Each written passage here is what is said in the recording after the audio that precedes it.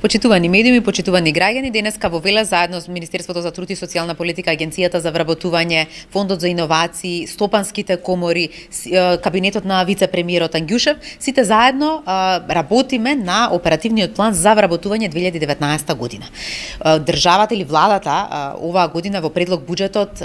искреира повеќе од 1 милиарда денари, кои што ќе бидат насочени кон зголемување на вработливоста и поддршка на вработувањата во 2019 година. Со ова, во суштина, се обидуваме да искреираме еден план кој што ќе може да го подоби, да ја зголеми вработливоста кај граѓаните, но од друга страна и да му помогне на бизнис секторот да има поголема апсорпција на оние кои што ќе се припремат за да бидат вработени во нивните фирми. Затоа што навистина поврзувањето на понудата и побарувачката на пазарот на труд е детектирана како најголем проблем во изминатите 2 години и ние како влада сакаме да го пресретнеме тоа и навистина да понудиме она што е потребно на нашето општество со цел, конечната цел е поголем раст и развој економски на нашата држава.